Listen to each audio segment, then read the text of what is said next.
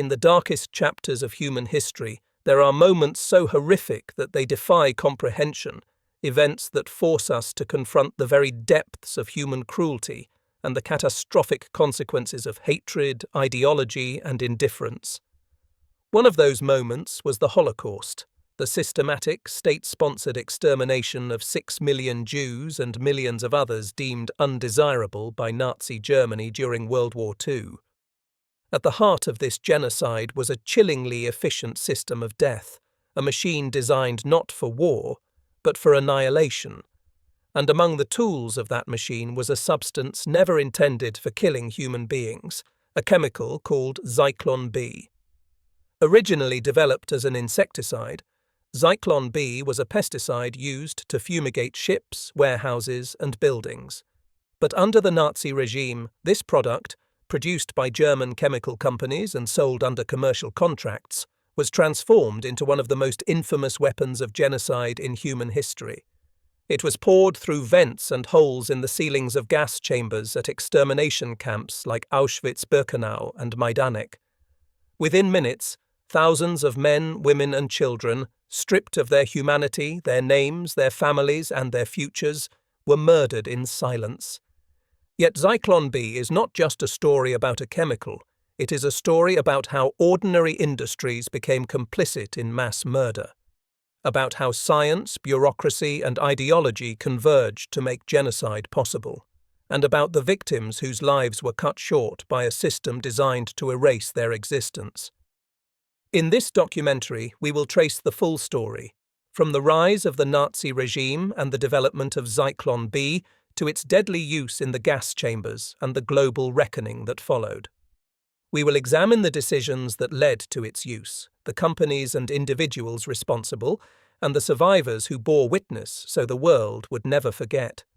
Most importantly, we will reflect on the lessons of this history, how prejudice, when unchecked, can metastasize into genocide, how science and technology, stripped of ethics, can become instruments of evil, and why remembering this history is not just a matter of the past, but a warning for the future. Because to understand Zyklon B is to understand the Holocaust itself, not just the mechanics of mass murder, but the ideology, the complicity, and the humanity lost in its wake. To understand how a pesticide like Zyklon B could become an instrument of genocide, we must step back decades before the gas chambers were built, to a Germany reeling from defeat, humiliation, and anger after World War I. The Treaty of Versailles, signed in 1919, imposed crushing reparations and territorial losses on Germany. Its military was dismantled, its economy shattered, and its people burdened with a sense of betrayal and injustice.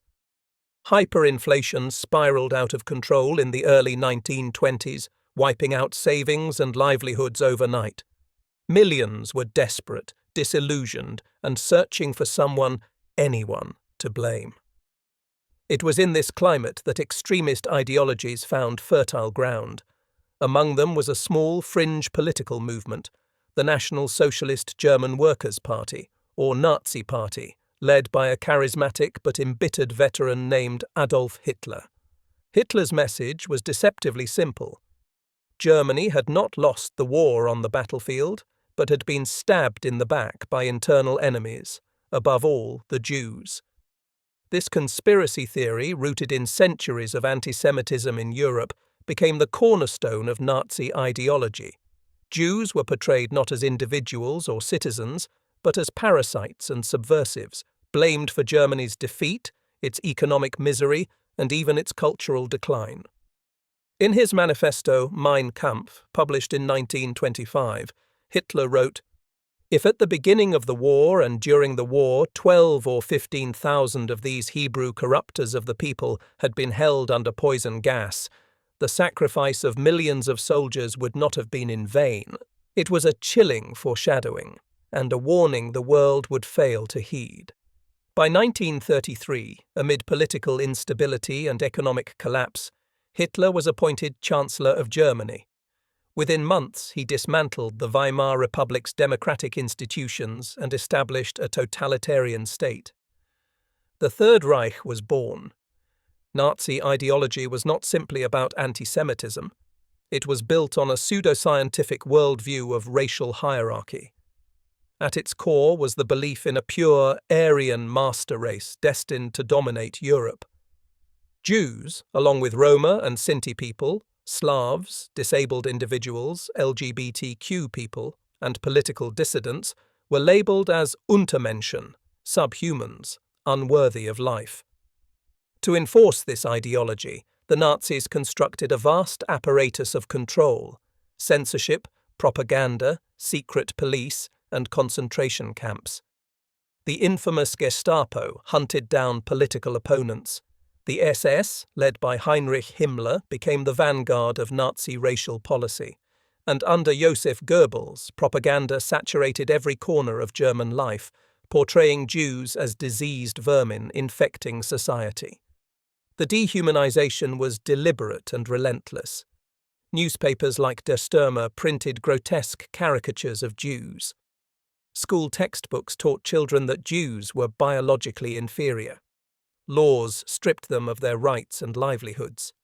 The Nuremberg laws of 1935 codified racial discrimination, banning marriage or sexual relations between Jews and non-Jews, and revoking Jewish citizenship. Jewish businesses were boycotted, their property confiscated, their participation in public life erased. Then came Kristallnacht, the Night of Broken Glass, on November 9, 1938. Nazi mobs, supported by state authorities, rampaged through Jewish neighborhoods, destroying synagogues, looting shops, arresting thousands, and killing dozens. It was a message. Persecution was no longer confined to the margins. It was now official state policy. We thought things could not get worse after Kristallnacht. We were wrong. It was only the beginning. When war erupted in 1939 with Germany's invasion of Poland, Nazi racial policy entered a new, more violent phase. Behind the advancing Wehrmacht, Einsatzgruppen, mobile killing squads, followed, rounding up Jews, intellectuals, and political leaders, shooting them by the thousands in fields, forests, and ravines. But even mass shootings were deemed too slow, too inefficient, too psychologically burdensome for the perpetrators. The Nazi leadership began searching for a final solution, a method to eradicate entire populations quickly, systematically, and with industrial precision. At the Wannsee Conference in January 1942, senior Nazi officials gathered to coordinate what they called Die Endlösung der Judenfrage, the final solution to the Jewish question. The plan: deport Jews from across Europe to specially constructed extermination camps in occupied Poland, where they would be murdered upon arrival. The infrastructure of genocide was already taking shape. Camps like Auschwitz, Treblinka, Sobibor, and Belzec were designed not for detention, but for annihilation. And as Nazi engineers and scientists looked for more efficient killing methods, they turned to technologies originally meant for entirely different purposes. Among them was a pesticide, cheap, effective, and commercially available, called Zyklon B. The path from prejudice to genocide is never sudden. It is a series of steps: legal discrimination, social isolation, propaganda, violence, each one normalizing the next. By the time Zyklon B entered the story, the machinery of hatred was already fully operational, and soon that machinery would transform a simple insecticide into a weapon of mass murder. Before Zyklon B became one of history's most infamous tools of genocide, it was something entirely ordinary, a commercial pesticide designed to kill insects, not people. The story begins in the years after World War I, when Germany, devastated by defeat and burdened with economic hardship, was also struggling with public health crises. Lice-borne diseases like typhus were rampant, threatening soldiers and civilians alike.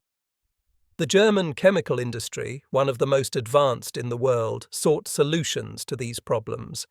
One company at the forefront was Degussa, a large industrial conglomerate that later became part of the notorious chemical cartel IG Farben.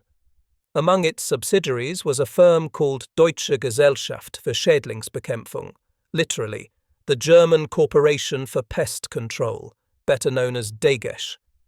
It was here, in the 1920s, that chemists refined a pesticide based on hydrogen cyanide, a highly toxic gas that had already been used in fumigation and pest control. The new product, marketed under the trade name Zyklon, meaning cyclone, was an innovative solution. It contained hydrogen cyanide absorbed into small pellets, combined with a warning agent to alert workers to its presence. When exposed to air, the pellets released the gas slowly, killing insects and rodents in warehouses, ships, and grain silos. It was efficient, inexpensive, and widely used. No one involved at this stage imagined the sinister role it would soon play. By the early 1930s, as the Nazi Party consolidated power, Germany's chemical industry became increasingly entangled with the state. IG Farben, already a chemical giant, supplied everything from synthetic fuels to pharmaceuticals for the Nazi war machine. DGESH's Zyklon product line continued to sell well, primarily for civilian pest control and disinfection. But after 1939, as Germany occupied vast swaths of Europe, the regime's ambitions darkened. Concentration camps multiplied, and with them came the constant threat of disease. Initially, Zyklon B was introduced into camps like Auschwitz for what seemed its original purpose, disinfecting clothing, barracks, and luggage to prevent typhus outbreaks. The chemical was delivered in sealed cans, opened only by trained personnel wearing protective gear. Somewhere within this grim infrastructure, a fateful decision was made. The idea of using gas for mass killing was not new to the Nazis. Since 1939, the regime had already carried out the so-called T4 euthanasia program, murdering tens of thousands of disabled Germans using carbon monoxide gas in sealed chambers.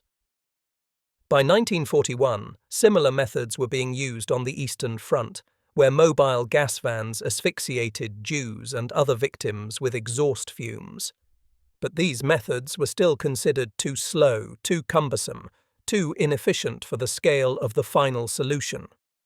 At some point in 1941, camp officials at Auschwitz-Birkenau began experimenting with Zyklon B as a killing agent. The idea was horrifyingly simple. If the gas could kill insects, it could kill people. And unlike carbon monoxide, Zyklon B was readily available, potent in small quantities, and easy to transport. One of the earliest recorded mass killings with Zyklon B occurred in September 1941, when SS personnel conducted a test in the basement of Block 11 at Auschwitz. Soviet prisoners of war and sick inmates were sealed inside and exposed to the gas. The results, from the Nazis' perspective, were effective. From that moment, Zyklon B became a central part of the Holocaust's industrial killing process. The chemical itself had not changed. What changed was its purpose, and the willingness of scientists, businessmen, and bureaucrats to supply it despite knowing, or choosing not to know, how it was being used. IG Farben and its subsidiaries maintained contracts to deliver Zyklon B to camps, often through intermediary firms. In some cases, they even removed the warning agent, a deliberate act to make the gas deadlier to human beings. Corporate leaders later claimed ignorance, but post-war trials exposed a pattern of willful blindness and complicity. Auschwitz Commandant Rudolf Höss, testifying after the war, stated, "We tried many methods of killing, but none was as efficient as Zyklon B. It was the perfect solution for our purposes." This transformation, from a tool of sanitation to an instrument of mass murder, embodies one of the most chilling truths of the Holocaust, that genocide is rarely the work of monsters alone. It is the work of ordinary people, ordinary companies, and ordinary technologies repurposed for extraordinary evil. By 1942, as the extermination camps reached their peak, trainloads of Zyklon B were arriving regularly at Auschwitz-Birkenau and other killing centers. Stored in guarded depots and issued under strict SS supervision, the pellets were carried to specially constructed gas chambers disguised as showers. There they would unleash death on an industrial scale. The story of Zyklon B's origins is not just about chemistry or commerce, it is about the choices people made, choices that turned a mundane product into a weapon of genocide. It is a reminder that evil often hides behind ordinary things, that the line between creation and destruction can be crossed with a single decision. And once that line was crossed, the Holocaust entered its most horrific phase, one defined by assembly line murder on a scale the world had never seen. By the early 1940s, Nazi Germany had transformed much of Europe into a vast prison. Across the continent, a network of concentration camps, labor camps, transit camps, and extermination camps stretched from France to the Soviet Union. Together, they formed the backbone of a system built not only to exploit forced labor, but to annihilate entire populations. Concentration camps were not new. The first camps appeared shortly after the Nazis came to power in 1933. Initially, they were used to detain political opponents, communists, socialists, trade unionists, and anyone seen as a threat to the regime. Places like Dachau, opened that same year, became models for how these camps would operate. Prisoners stripped of their rights, subjected to brutal discipline, and reduced to mere numbers. But as Nazi ideology radicalized and the final solution took shape, the purpose of the camp system evolved. It was no longer just about imprisonment or punishment. It became a tool of extermination. The expansion began after the invasion of Poland in 1939 and accelerated following the invasion of the Soviet Union in 1941. Camps sprang up across occupied territories, often built near rail lines for easy transport. The system was meticulously planned and bureaucratically organized. Every stage, from arrest to deportation, from arrival to execution, was managed with cold precision. At the heart of this system stood the extermination camps, designed exclusively for mass murder. 6 such camps were established in occupied Poland: Chelmno, Belzec, Sobibor, Treblinka, Majdanek, and Auschwitz-Birkenau. These were not detention centres. Victims were not expected to survive. Their sole purpose was to process and destroy human lives as efficiently as possible. The largest and most infamous of these was Auschwitz-Birkenau. Originally built as a concentration camp for Polish political prisoners, Auschwitz evolved into a complex of over 40 subcamps, including a massive killing centre. It was here that the use of Zyklon B reached its most systematic and deadly form. Transports arrived daily from across Nazi-occupied Europe. Jews from Hungary, France, the Netherlands, Greece and beyond were herded into cattle cars with little food or water for journeys that lasted days. Upon arrival, they were met by SS guards, dogs and barking orders. A selection followed almost immediately. Men, women and children were separated. Those deemed fit for labour were sent to the camp barracks. The rest, the elderly, the sick, mothers with children, were led directly to the gas chambers. These chambers were deliberately designed to deceive. Victims were told they were going to take showers for disinfection. They were ordered to undress and surrender their belongings, which were sorted and catalogued by prisoner labourers known as Sonderkommandos. The gas chambers were fitted with fake showerheads to complete the illusion. Once the doors were sealed, SS personnel released Zyklon B pellets through openings in the roof or side walls. As the pellets vaporized, they released lethal hydrogen cyanide gas. Within minutes, the people inside, often hundreds at a time, suffocated. After the gas dissipated, Sonderkommandos were forced to enter the chambers, remove the bodies, extract gold teeth and jewellery, and transport the corpses to crematoria for disposal. The work was horrific and relentless. Prisoners assigned to this duty were themselves periodically murdered to eliminate witnesses. This process was repeated multiple times a day. At Auschwitz-Birkenau, as many as 6,000 people could be killed in a single day. Between 1.1 and 1.3 million people, the vast majority of them Jews, were murdered there by the time the camp was liberated. Other extermination camps, while smaller, were no less brutal. Treblinka, for example, was in operation for just over a year, yet in that time nearly 900,000 Jews were murdered. The system functioned with chilling efficiency. Trains arrived, people were processed, killed, and their remains disposed of, all within hours. The camp system also included thousands of forced labor camps, where prisoners were exploited as slaves for German industry. Conditions were catastrophic. Starvation rations, grueling work, disease, and constant beatings were the norm. For many, this too was a slow death sentence. The bureaucracy behind the camps was vast. The SS, under Heinrich Himmler, oversaw operations through its economic and administrative main office. Every transport, every ration, every canister of Zyklon B was documented. Trains were scheduled through the Reichsbahn railway system with the same precision as troop movements. Civilian companies supplied building materials, crematoria ovens, and chemicals, often profiting from genocide. This industrial scale of killing was unprecedented in human history. It was not chaotic or spontaneous, it was deliberate and organized. The Holocaust was not the work of a handful of madmen, but of thousands of ordinary individuals, guards, clerks, engineers, railway workers, each contributing their part to a system designed to exterminate millions. Even within this system of death, there were layers of dehumanization. Prisoners were tattooed with numbers, stripped of names, hair, and personal belongings. Families were torn apart. Survival depended on luck, resourcefulness, and often random decisions by SS officers.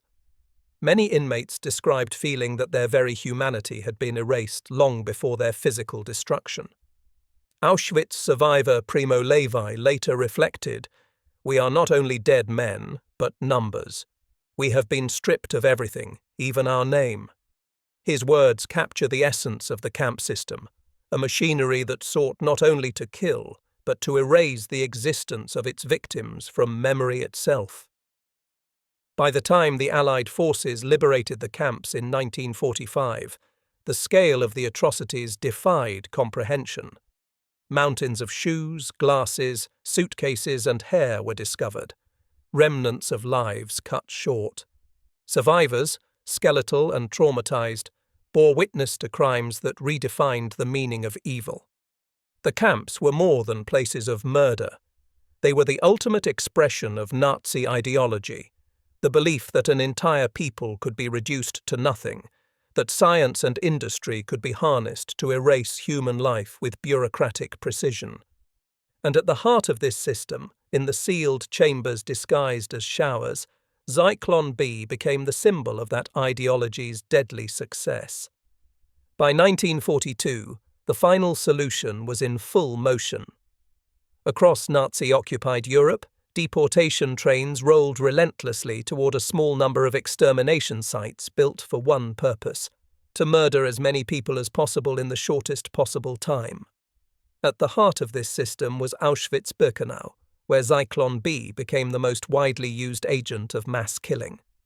The use of Zyklon B in the extermination process was the culmination of a chain of decisions that began far from the camps themselves. Orders for the chemical were placed through SS procurement offices and handled by private companies under government contracts. Industrial firms produced and delivered canisters of the pesticide in bulk, often without asking questions they preferred not to know the answers to. The paperwork was routine, the transactions bureaucratic, invoices were paid, deliveries were signed for. On the surface, it was just another supply chain, but its destination was death. Once inside the camp system, Zyklon B became part of a meticulously organized process. Everything about the extermination procedure was planned and rehearsed to ensure maximum efficiency. Incoming transports were scheduled days in advance. SS doctors and guards were assigned to selection duty. Sonderkommando prisoners were forced to prepare the facilities, maintain the crematoria, and dispose of the remains. When a train arrived at Auschwitz, chaos and deception ruled the first moments. The doors of the cattle cars were thrown open and people stumbled out, exhausted, terrified, disoriented. Families were torn apart within minutes. Men and women were lined up separately. Children clung to their mothers, unaware that they had already been marked for death. Selections took place on the spot. A flick of an SS officer's hand determined fate. To the right meant temporary reprieve in the labour camps. To the left meant immediate death. The vast majority, the elderly, the sick, pregnant women and children, were sent directly to the gas chambers. The victims were marched toward large buildings disguised as shower facilities. Signs indicated delousing and disinfection. Prisoners were told to remember where they left their clothes so they could retrieve them later. This deception was deliberate and essential. Resistance was rare because few could comprehend what was about to happen. Inside the chambers, hundreds of people were packed tightly together. Once the heavy doors were sealed, SS personnel stationed outside carried out the final act. Canisters of Zyklon B were opened, and the contents dropped through openings in the roof or through special shafts built into the walls. Within minutes, the gas filled the space, and those inside succumbed. The killing itself was only one part of the system. What followed was a process designed to erase all traces of the crime. After the victims were dead, Sonderkommando units were forced to enter the chambers. Their tasks were gruesome and relentless, untangling bodies, searching for valuables hidden in clothing or mouths, cutting hair from women's heads. The bodies were then transported to the crematoria, where furnaces operated day and night. Ashes were dumped into nearby rivers, buried in pits, or used as fertilizer. The goal was not only to kill, but to obliterate evidence of the victim's existence. This system operated with astonishing regularity. At Auschwitz-Birkenau, it was possible to process multiple transports per day. Some days saw the arrival of several thousand people. All were dead within hours. The killing centres functioned with the same precision as any industrial operation.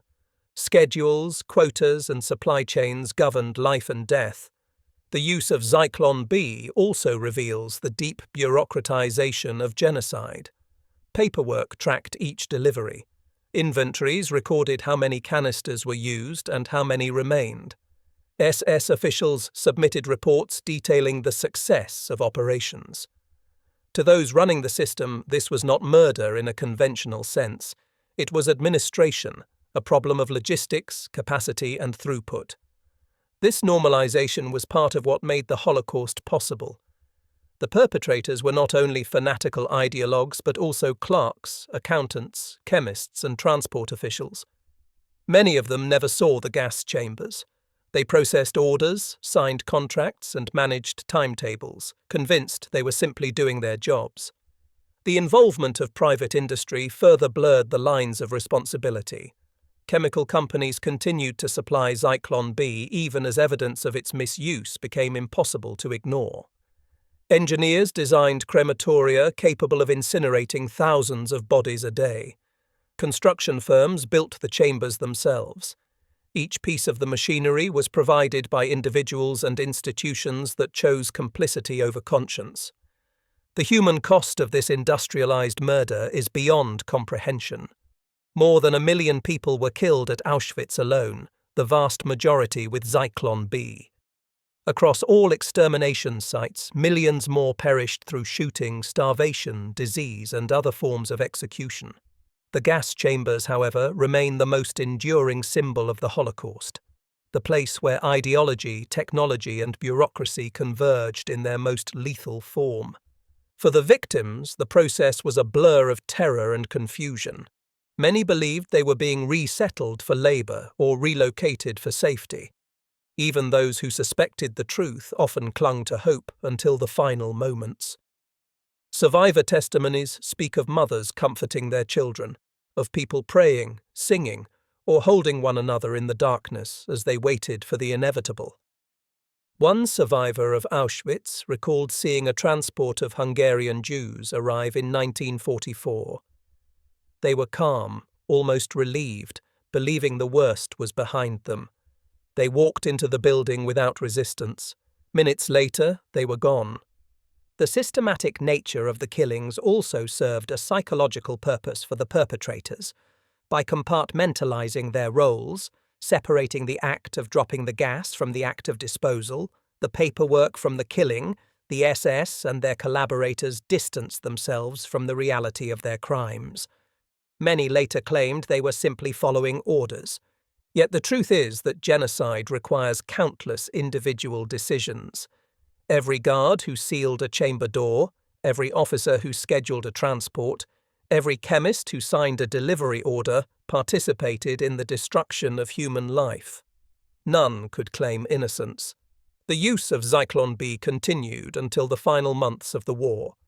Even as Germany faced defeat, transports still arrived, and the killing continued. It was only with the advance of the Soviet Red Army in January 1945 that Auschwitz was abandoned and its remaining prisoners liberated. By then, the crematoria had been dynamited in a desperate attempt to destroy evidence.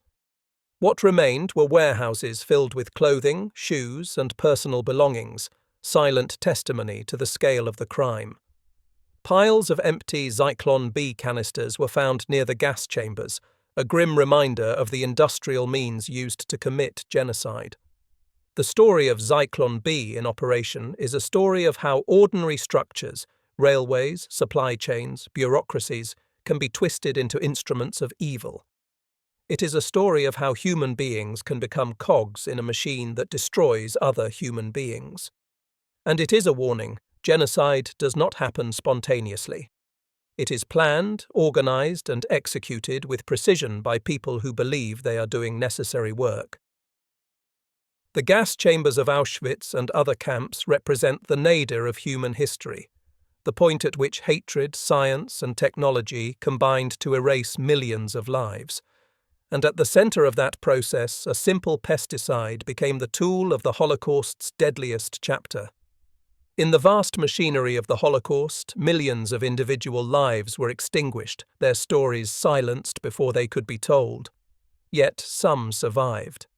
They carried with them the unbearable burden of memory, and with it the responsibility to bear witness.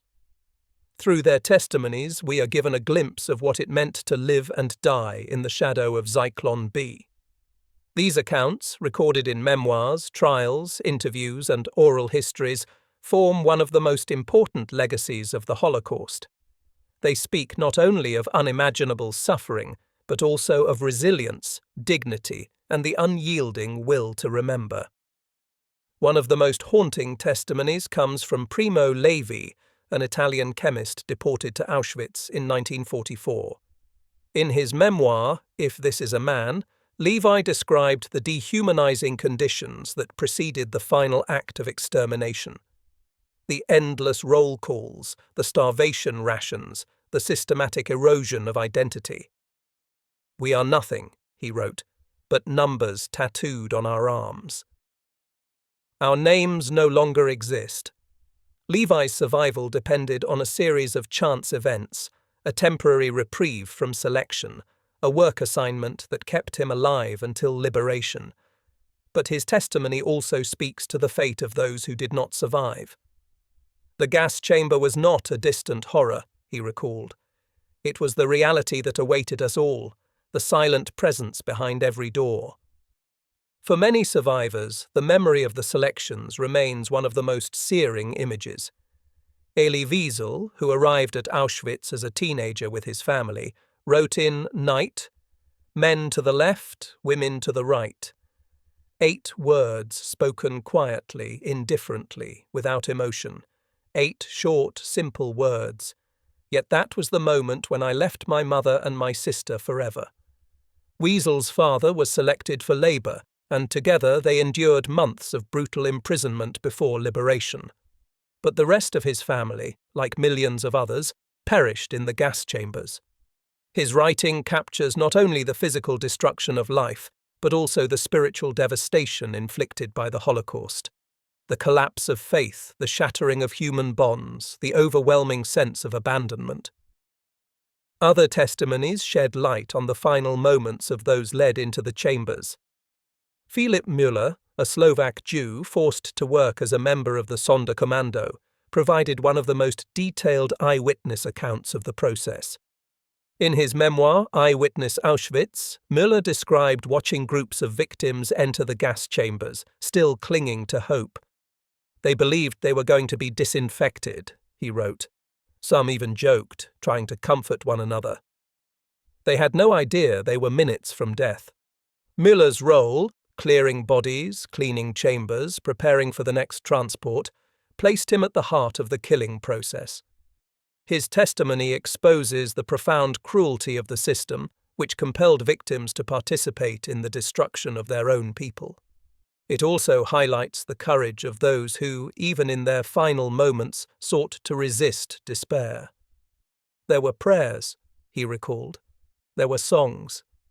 Even in the gas chamber, people tried to die as human beings. Resistance took many forms, even in places designed to extinguish hope. Some prisoners smuggled information to the outside world, risking execution to reveal the truth of what was happening. Others sabotaged machinery, organized revolts, or documented events in secret diaries buried near the crematoria. These acts, though often doomed, were expressions of defiance against a regime that sought to erase every trace of its crimes. One such act occurred in October 1944, when members of the Sonderkommando at Auschwitz staged an uprising. Armed with smuggled explosives, they destroyed one of the crematoria and attempted to flee. The revolt was suppressed and nearly all participants were killed, but their actions stand as a testament to the human capacity for resistance even in the face of certain death. Not all testimonies come from survivors. Some were left behind by those who did not live to see liberation. Among the most poignant are the writings of Chaim Kaplan, a Warsaw teacher who kept a diary during the Nazi occupation. In one of his final entries, written before his deportation, he reflected, "We are being led like sheep to the slaughter. But the world will know. The truth will not die with us." The world did learn, largely because survivors refused to let memory fade. In the immediate aftermath of the war, many testified before tribunals, including the Nuremberg trials and the Auschwitz trials in Frankfurt. Their words were instrumental in documenting the scale and intent of Nazi crimes. They also challenged attempts to minimize or deny what had happened. During the 1961 trial of Adolf Eichmann, one of the chief architects of the final solution, survivor testimonies provided some of the most powerful evidence. Witness after witness recounted the transports, the selections, the gas chambers, and the unimaginable losses. Their stories pierced through Eichmann's bureaucratic justifications and exposed the human reality behind the statistics. Testimony also serves a deeper purpose beyond historical documentation. It is an act of remembrance and resistance, a refusal to allow the victims to be reduced to numbers. Each story restores individuality to the millions who were dehumanized and murdered. Each name spoken aloud defies the Nazi goal of erasing an entire people from history.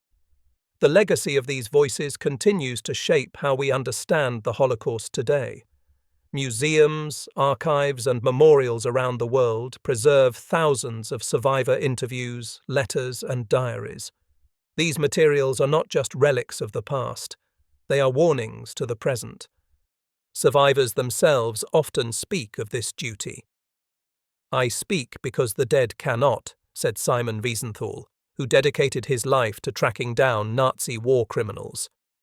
If we do not remember, then the victims truly die a second time. The passage of time makes this mission even more urgent. As the generation of survivors dwindles, their testimonies become precious links to a history that must never be forgotten. Efforts are underway to preserve their stories through digital archives, educational programs, and even holographic recordings, ensuring that future generations can hear their words directly. Yet testimony is not only about the past, it is also a call to action in the present.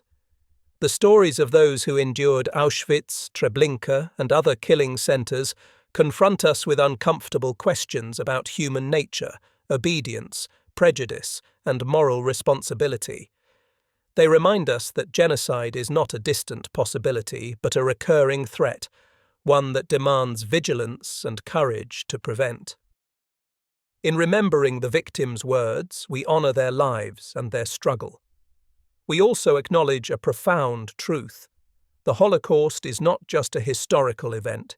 It is a mirror held up to humanity, reflecting both our capacity for cruelty and our potential for resilience, empathy, and justice. The voices of the survivors stand as witnesses against denial and indifference. They speak for the mothers who sang lullabies in the gas chambers, for the fathers who whispered prayers on the way to their deaths, for the children whose lives ended before they had begun. And through them, we are reminded of our duty, not only to remember, but to ensure that such darkness never descends again. The Holocaust did not occur in a vacuum. It was not the work of one man or even a handful of fanatics. It was the result of a vast network of perpetrators, political leaders, military officers, bureaucrats, industrialists, scientists, and ordinary citizens, all playing roles in one of the most meticulously organized genocides in history. The story of Zyklon B exposes how this network functioned, how responsibility was compartmentalized, and how those involved rationalized their participation. At the center of the Nazi killing apparatus were the architects of genocide, men whose names became synonymous with evil. Adolf Hitler, the Führer, set the ideological framework, casting Jews as the ultimate enemy and calling for their annihilation.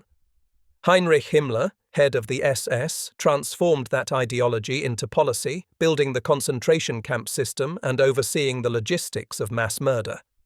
Reinhard Heydrich, the Butcher of Prague, chaired the Wannsee Conference, where the blueprint for the final solution was finalized. Yet these top figures alone could not have carried out genocide. The operation required a vast bureaucracy of willing participants.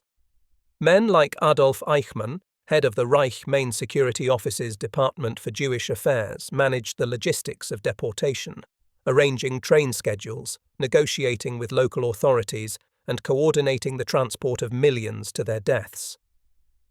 Eichmann later claimed he was merely following orders, a defense that would become emblematic of many Nazi perpetrators. Below them were thousands of camp commandants, SS doctors, and guards. Rudolf Höss, commandant of Auschwitz, oversaw the construction of gas chambers and crematoria, ensuring the camp could process thousands of victims daily. He described his work in chillingly detached language, referring to the murders as special treatment and the victims as cargo. The role of doctors highlights another layer of complicity. Figures such as Josef Mengele, infamous for his experiments at Auschwitz, and Karl Brandt, Hitler's personal physician and a leader of the euthanasia program, perverted medical science to serve ideology. Their work blurred the lines between healing and killing, reducing human beings to specimens for experimentation or obstacles to be eliminated. Even more revealing is the participation of the private sector. Companies like Dagesh, a subsidiary of IG Farben, manufactured and sold Zyklon B long after its use in extermination camps was known or suspected. While the product was originally intended for pest control, records show that the firm continued shipments to the SS, sometimes without the warning additive included in commercial versions. This was not ignorance. It was collaboration. IG Farben, one of the largest chemical conglomerates in the world, was deeply enmeshed in the Nazi state. It built synthetic fuel plants using slave labor, supplied chemicals to the Wehrmacht, and even constructed a factory next to Auschwitz, known as Monowitz, where tens of thousands of prisoners died producing synthetic rubber. Corporate leaders justified their involvement as patriotism, business necessity, or simply adherence to state orders.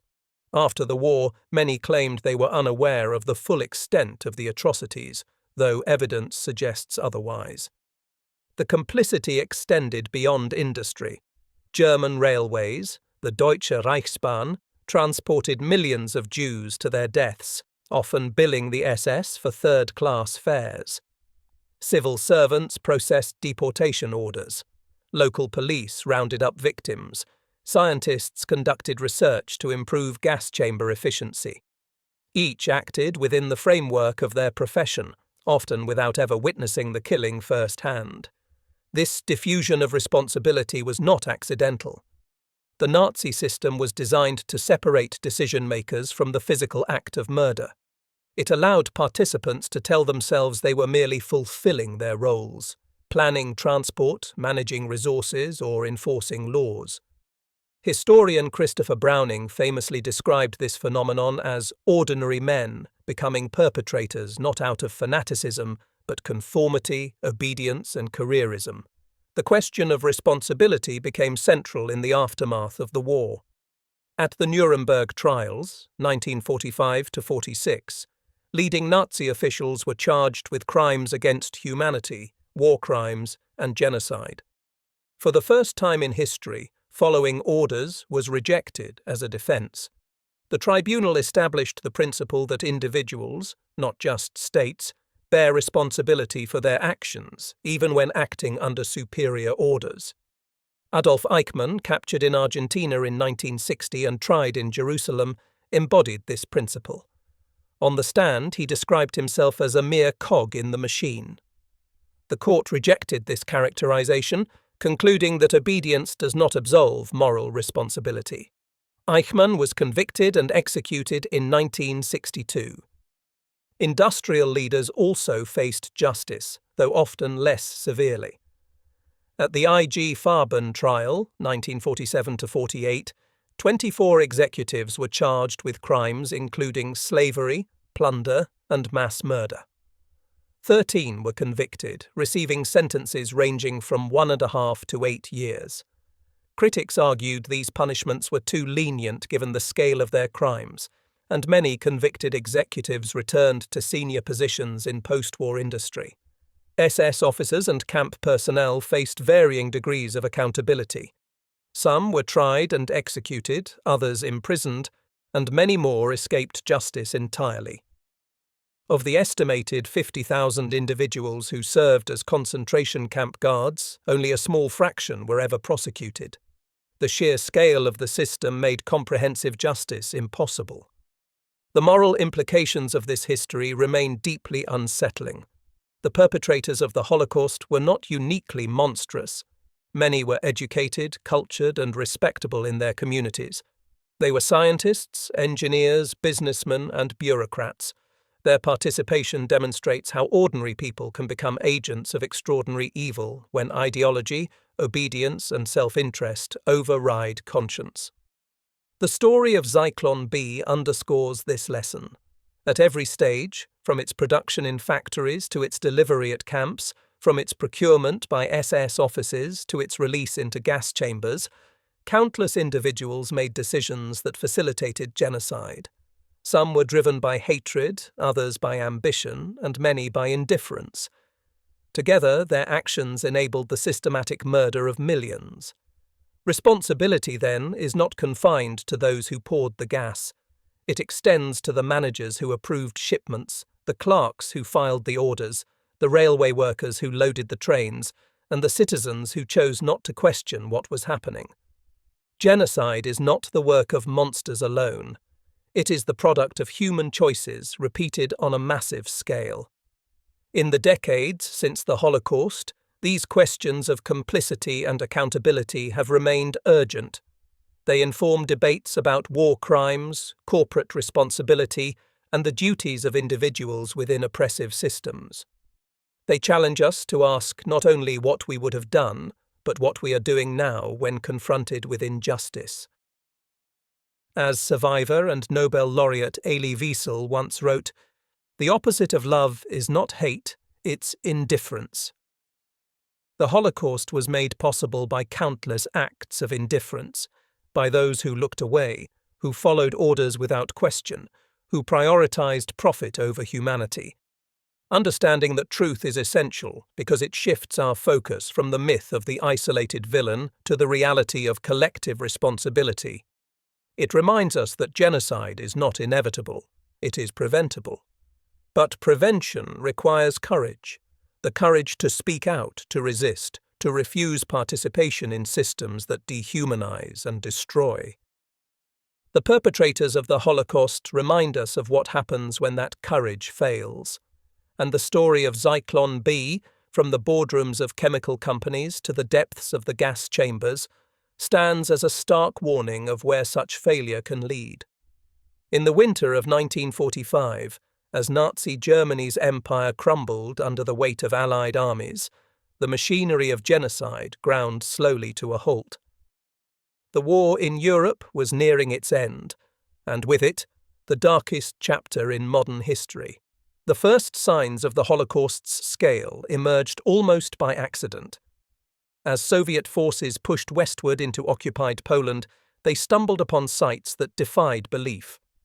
In July 1944, they liberated Majdanek near Lublin. What they found was a death factory, gas chambers, crematoria, piles of shoes, and mounds of ashes. Western leaders initially dismissed reports as exaggerated propaganda. They were not. On January 27, 1945, the Red Army entered Auschwitz-Birkenau. Only about 7,000 prisoners remained alive, abandoned by the SS during the camp's hurried evacuation. Many were too weak to move. Others had collapsed beside the skeletal remains of their fellow inmates.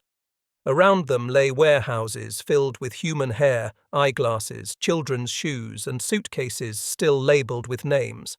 Fragments of lives erased. American and British forces soon encountered similar scenes as they liberated Buchenwald, Dachau, and Bergen-Belsen. Inmates, reduced to living skeletons, wandered among piles of corpses. The liberators were unprepared for the horror before them. Hardened soldiers wept openly. Journalists struggled to find words. "I have never felt able to describe what I saw," wrote British correspondent Richard Dimbleby after Belsen. "Words are inadequate." The full scale of the Holocaust took years to comprehend. As Allied investigators sifted through Nazi records and interviewed survivors, the numbers grew staggering.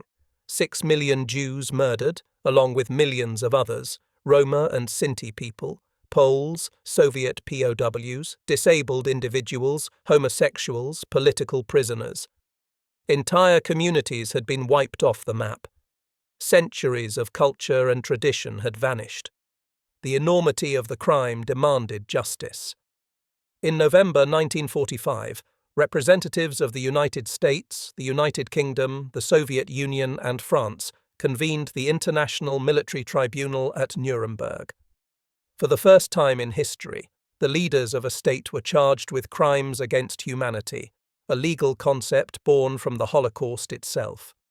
24 major Nazi officials faced trial, accused of waging aggressive war, violating international law, and orchestrating genocide. Among them were Hermann Göring, head of the Luftwaffe, Joachim von Ribbentrop, foreign minister, and Alfred Rosenberg, the chief racial ideologue of the regime. The proceedings revealed in chilling detail the inner workings of the final solution, from Hitler's orders to the bureaucratic machinery that carried them out. The evidence was overwhelming: documents detailing deportations, reports from Einsatzgruppen massacres, architectural plans for gas chambers, and testimonies from survivors and perpetrators alike. Photographs and films of liberated camps were shown in court. No one could claim ignorance any longer. The verdicts delivered in October 1946 were a landmark in international law. 12 defendants were sentenced to death, 3 to life imprisonment, and 4 to long prison terms. Others faced subsequent trials in what became known as the subsequent Nuremberg proceedings, targeting doctors, industrialists, and SS officers. These trials established fundamental principles that still guide international justice today: that individuals, not just states, are responsible for crimes against humanity and that following orders is no defense.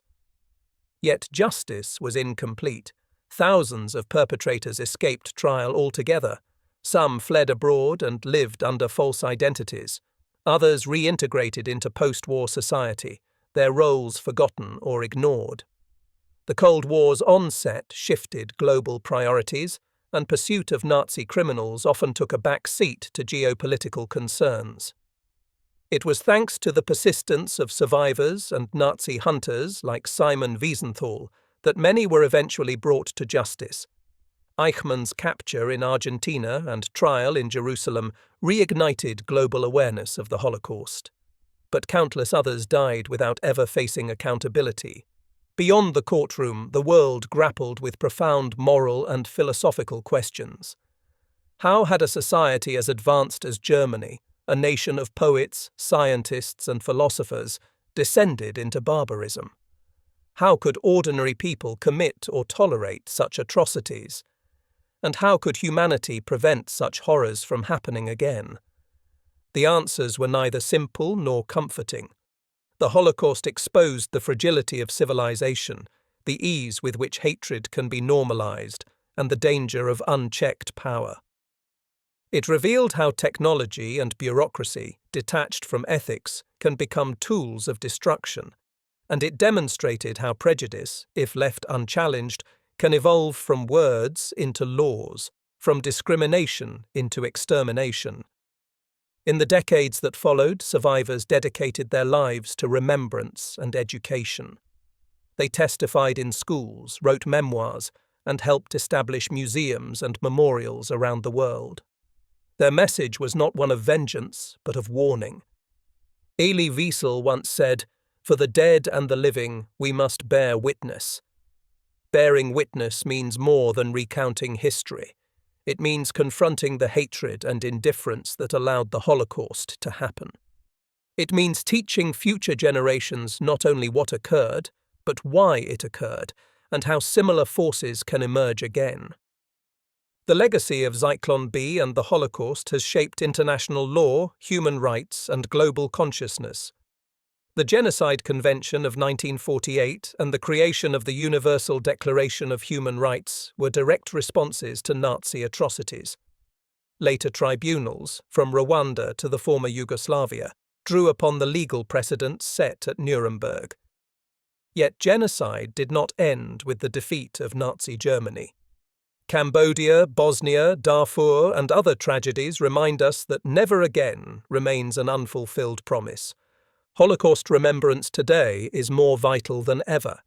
As survivors pass away and denial and distortion spread online, preserving the truth is a sacred duty. Institutions like Yad Vashem, the United States Holocaust Memorial Museum, and countless local memorials safeguard the memory of the victims and provide education to future generations. Each artifact, testimony, and name recorded is a small act of defiance against oblivion. The story of Zyklon B is a crucial part of that remembrance. It is not merely a story about a chemical. It is a story about choices. The choices of scientists who supplied it, the bureaucrats who distributed it, the guards who used it, and the world that allowed it to happen. It is also a story about the victims, the millions whose lives were stolen, whose voices were silenced, and whose memory demands justice. In confronting this history, we confront uncomfortable truths about humanity itself. We learn that evil does not always come with horns and fangs. Often it comes with a suit and a clipboard, a signature on a document, a refusal to ask questions. It is banal, as philosopher Hannah Arendt wrote, but its consequences are catastrophic. The Holocaust is a wound that will never fully heal, but it is also a lesson that must never be forgotten.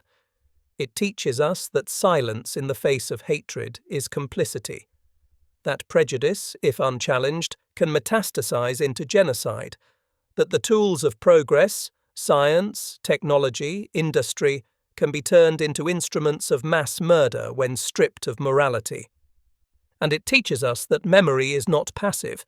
It is a form of resistance, a call to action, a promise to the dead and the living alike. As we look back on the story of Zyklon B, we are called to remember the millions whose lives were extinguished in its deadly vapors. We are called to honor them by building a world where such hatred can never again take root.